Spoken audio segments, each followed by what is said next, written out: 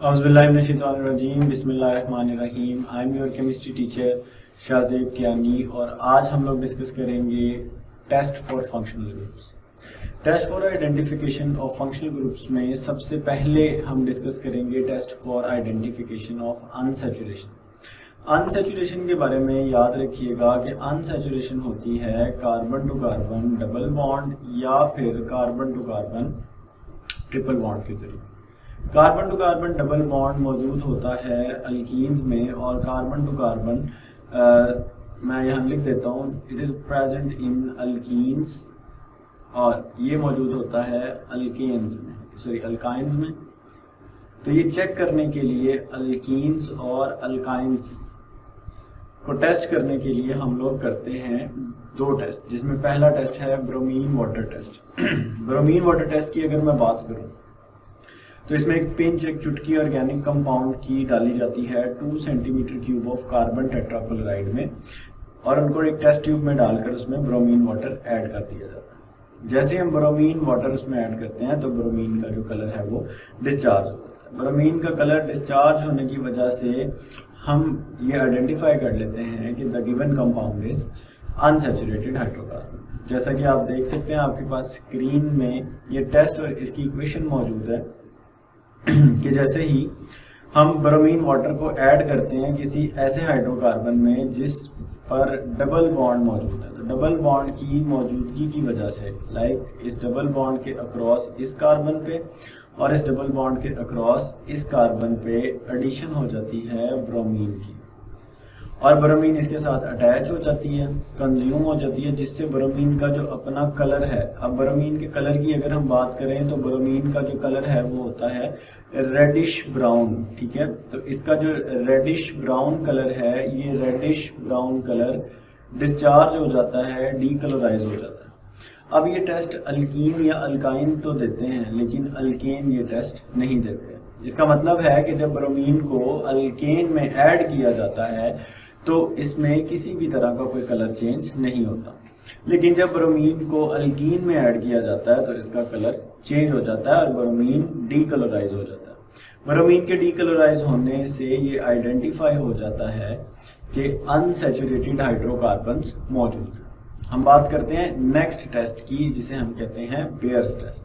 Bears test में 2 grams of 0.2 gram of organic compound को dissolve किया जाता है वाटर में और इसमें 2 to 3 ड्रॉप्स अल्कलाइन KMnO4 के ऐड किए जाते हैं। अल्कलाइन KMnO4 का मतलब है कोई भी बेस लाइक पोटाशियम हाइड्रोक्साइड के साथ मिक्स करके पोटाशियम परमैंगनेट को ऐड किया जाता है।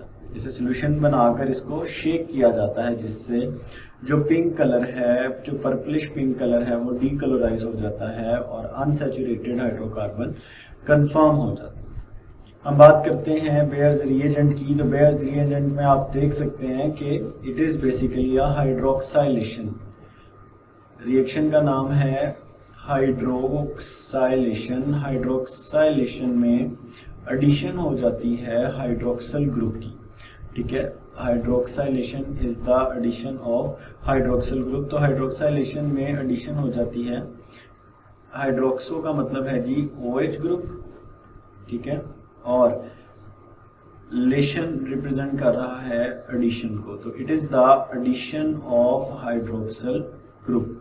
तो हाइड्रोक्सल ग्रुप की एडिशन हो जाती है। आप देख सकते हैं कि ये जी डबल बॉन्ड था और डबल बॉन्ड के अक्रॉस हाइड्रोक्सल ग्रुप की एडिशन हो जाती है। हाइड्रोक्सल ग्रुप की एडिशन होने की वजह से जो पर्पल कलर है वो पर्पल कलर डिस्चार्ज हो जाता है और पोटाशियम परमैंगनेट का जो पर्पलिश कलर है वो कन्वर्ट हो जाता है ब्राउन कलर में, जिससे अनसैचुरेटेड कंपाउंड्स आइडेंटिफाई हो जाते हैं।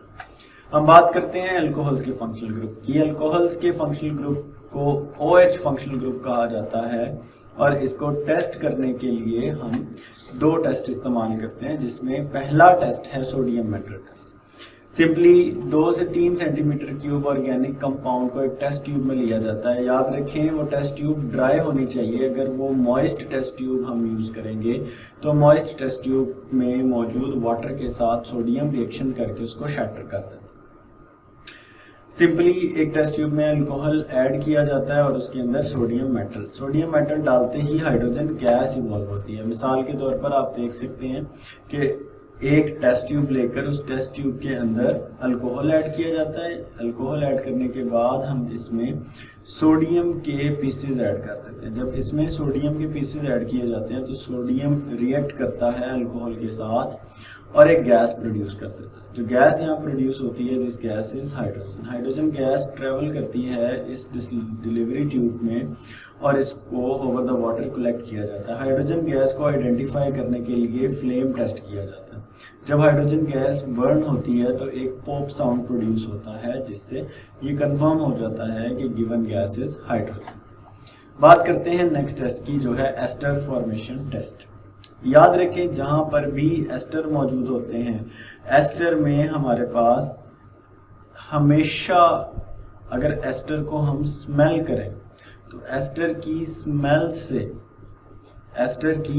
स्मेल फ्रूटी स्मेल होती है, फ्रूट्स जैसी स्मेल आती है। तो फ्रूटी स्मेल होने की वजह से एस्टर आइडेंटिफाई हो जाते हैं। जहां पर भी एस्टर मौजूद है वो फ्लेवरिंग के तौर पर इस्तेमाल किए जाते हैं। बात करते हैं टेस्ट की, तो 1.0 centimetre cube of organic compound को एसिटिक एसिड के साथ मिक्स करके 1 से 2 ड्रॉप सल्फ्यूरिक एसिड के उसमें ऐड किए जाते हैं, जिससे एक फ्रूटी स्मेल आ जाती है और अल्कोहल्स कंफर्म हो जाते हैं। तो ये अल्कोहल्स के लिए एक कंफर्मेटरी टेस्ट किया जाता है। बात करते हैं डिटेक्शन ऑफ एल्डिहाइड्स की। डिटेक्शन ऑफ एल्डिहाइड के लिए सबसे पहला टेस्ट जो परफॉर्म किया जाता है वो है sodium metal test, sodium bisulphite test. Sodium bisulphite का फॉर्मूला अगर मैं देखूं तो सोडियम बाइसल्फाइड का फॉर्मूला होता है NaHSO3। NaHSO3 is sodium bisulphide. Sodium bisulphide के साथ हम शेक करते हैं ऑर्गेनिक कंपाउंड को, जिससे वाइट क्रिस्टलाइन प्रेसिपिटेट्स की फॉर्मेशन हो जाती है। अगर हम इसी reagent को यूज करें तो the ease with aldehyde are oxidized, allowing this test in the presence of Tollens और Benedict reagents। ठीक है, aldehydes में हमारे पास एक वाइट क्रिस्टलाइन प्रेसिपिटेट्स की फॉर्मेशन होने की वजह से हम ये कंफर्म कर लेते हैं कि this compound is an aldehyde. दूसरा टेस्ट किया जाता है Fehling solution test. Fehling solution is consist of 2 different type of solutions like Fehling solution A and Fehling solution B। तो एक टेस्ट ट्यूब के अंदर फेलिंग सॉल्यूशन A और B को मिक्स किया जाता है और इसमें एक पिंच ऑफ ऑर्गेनिक कंपाउंड डालकर इनको 5 मिनट्स के लिए हीट किया जाता है, बॉयल किया जाता है, जिससे रेड प्रेसिपिटेट्स बनते हैं। आप देख सकते हैं सिंपली एक टेस्ट ट्यूब में फिलिंग सॉल्यूशन A डाला जाता है और फिर उसमें फिलिंग सॉल्यूशन B डाल के हम अपने ऑर्गेनिक कंपाउंड के 2 से 3 ड्रॉप्स उसमें ऐड कर देते हैं। तो सबसे पहले first of all Fehling solution A, उसके बाद फिलिंग सॉल्यूशन B और फिर उसमें हम लोग अपने ऑर्गेनिक कंपाउंड के 2 से 3 ड्रॉप्स ऐड कर देते हैं। अगर हम ऑर्गेनिक कंपाउंड ऐड करके उसको बॉयल करते हैं तो हमारे पास एक ब्रिक रेड प्रेसिपिटेट की फॉर्मेशन हो जाती है। अगर ब्रिक रेड प्रेसिपिटेट की फॉर्मेशन हो जाए तो एल्डिहाइड्स यानी C double bond O and H functional group confirm हो जाता है। हमें पता चल जाता है कि जी C double bond O H functional group मौजूद है। लेकिन अगर कोई भी कलर चेंज ना हो, ब्लू सोल्यूशन ही रहे, तो इसका मतलब है कि एल्डिहाइड्स मौजूद नहीं है। बात करते हैं test for ketonic group. Phenyl hydrazine test किया जाता है, जिसमें हम ऑर्गेनिक कंपाउंड को फिनाइल हाइड्राजीन के साथ शेक करते हैं, मिक्स करते हैं, जिससे ऑरेंज रेड प्रेसिपिटेट्स की फॉर्मेशन हो जाती है। इसके अलावा सोडियम नाइट्रोप्रोसाइड टेस्ट किया जाता है, जिसमें सोडियम नाइट्रोप्रोसाइड सोल्यूशन में सोडियम हाइड्रोक्साइड और फिर pinch of organic compound add किया जाता है। आप देख सकते हैं 3 स्टेप्स के अंदर ये काम परफॉर्म किया जाता है। सबसे पहले सोडियम नाइट्रोक्लोराइड ऐड किया जाता है। सोडियम नाइट्रोक्लोराइड के साथ हम लोग 2 से 3 ड्रॉप्स सोडियम हाइड्रोक्साइड के ऐड करते हैं और सोडियम हाइड्रोक्साइड ऐड करने के साथ साथ हम ऑर्गेनिक कंपाउंड इसमें ऐड कर देते हैं। तो ये 3 चीज़ें हम इसमें ऐड कर देते हैं। इन 3 चीज़ें ऐड करने के बाद हम देखते हैं कि रेड कलर की फॉर्मेशन हो जाती है। रेड कलर की फॉर्मेशन से कीटोन्स कन्फर्म हो जाते हैं। बात करते हैं फेलिंग सॉल्यूशन टेस्ट की। अगर फेलिंग सॉल्यूशन टेस्ट परफॉर्म किया जाए कीटोन्स के साथ, तो कीटोन्स किसी भी तरह का फेलिंग सॉल्यूशन टेस्ट नहीं देते। तो इस तरह से एल्डिहाइड्स और कीटोन्स को डिफरेंशिएट भी किया जाता है। कार्बोक्सिलिक ग्रुप और एस्टर टेस्ट की अगर मैं बात करूं तो कार्बोक्सिलिक ग्रुप एसिडिक होने की वजह से, लेट्स से हम कार्बोक्सिलिक ग्रुप की बात करते हैं, तो कार्बोक्सिलिक ग्रुप में आपके पास कार्बोक्सिलिक एसिड फंक्शनल ग्रुप में C double bond O and OH मौजूद होता है। जैसे ही ये डिसोसिएट होता है, ये कन्वर्ट हो जाता है C double bond O negative plus H positive, यानी एक्वस सॉल्यूशन में डिसोसिएट होते ही कार्बोक्सिलिक एसिड प्रोड्यूस करते हैं H पॉजिटिव फंक्शनल ग्रुप। तो इस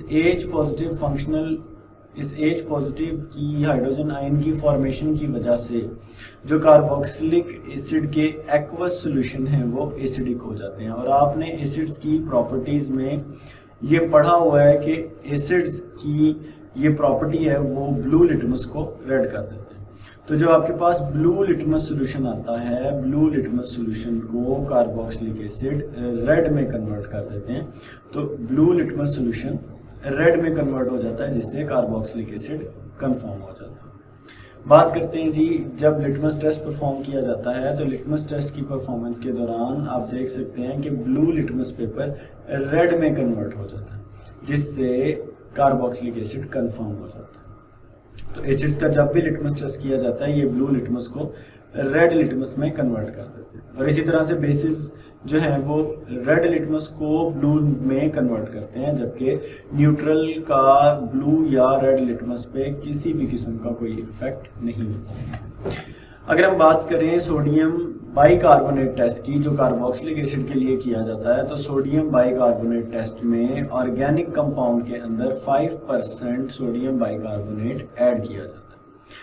सोडियम बाइकार्बोनेट ऐड करते ही कार्बन डाइऑक्साइड गैस एफर्वेसेंस के साथ रिलीज होती है। अगर मैं इसके रिएक्शन के बारे में बात करूं, जो कि बुक के अंदर मेंशन नहीं है बट आपको पता होना चाहिए, तो sodium bicarbonate NaHCO3 sodium bicarbonate plus carboxylic acid में लेट्स से मैं एग्जांपल लेता हूं CH3COOH, ये आ गया जी एसिटिक एसिड। जब इसका एसिटिक एसिड के साथ रिएक्शन करवाया जाता है तो हमारे पास इस रिएक्शन में कुछ इस तरह से ये जो हाइड्रोजन है, ये हाइड्रोजन एक ऑक्सीजन को रिमूव करवाता है और एक ऑक्सीजन को रिमूव करवा के ये इस हाइड्रोजन के साथ अटैच हो जाता है। तो hydrogen plus oxygen plus this hydrogen, ये तीनों मिलकर कन्वर्ट हो जाते हैं H2O। इस H2O के बाद हमारे पास फॉर्मेशन हो जाती है एक सॉल्ट की। अगर मैं इस सॉल्ट की बात करूं तो मेरे पास फॉर्मेशन हो जाती है सोडियम Na, और ये सोडियम आकर अटैच होता है इस CH3COOH के साथ लाइक दिस, और CH3COOH सोडियम एसीटेट सॉल्ट बन जाता है, ठीक है। और सोडियम एसीटेट सॉल्ट बनने के अलावा हमारे पास, अगर आप इसको बगौर देखें तो हमारे पास इसमें एक ऑक्सीजन निकलने के बाद यहाँ बच जाती है CO, और ये CO2 हमारे पास इफर्वेसेंस के साथ रिलीज होती है। तो बेसिकली हमारे पास एक सॉल्ट सॉल्यूशन बन जाता है। इस सॉल्ट सॉल्यूशन की अगर मैं बात करूं तो इस सॉल्ट सॉल्यूशन में वाटर और वाटर के साथ सोडियम एसीटेट मौजूद होता है, जिसमें से कार्बन डाइऑक्साइड इफर्वेसेंस के साथ रिलीज होती है। तो इस तरह से कार्बन डाइऑक्साइड गैस के रिलीज होते ही ये कंफर्म हो जाता है कि the given compound is a carboxylic acid. आप देख सकते हैं कि जैसे ही सोडियम बाइकार्बोनेट को ऐड किया जाता है कंपाउंड के साथ, तो इसमें से ये देखें इफर्वेसेंस के साथ कार्बन डाइऑक्साइड गैस रिलीज होती है। बात करते हैं टेस्ट फॉर एस्टर की। एस्टर्स को रिकग्नाइज किया जाता है स्मेल टेस्ट से। They are recognize by their fruity smell. Esters अपनी फ्रूटी स्मेल से रिकग्नाइज किए जाते हैं। तो सिंपली इनको स्मेल किया जाता है जिससे एक फ्रूटी स्मेल आती है और एस्टर्स कंफर्म हो जाते हैं। This is all about my today's lecture. See you in the next lecture. Take care. अल्लाह हाफिज़।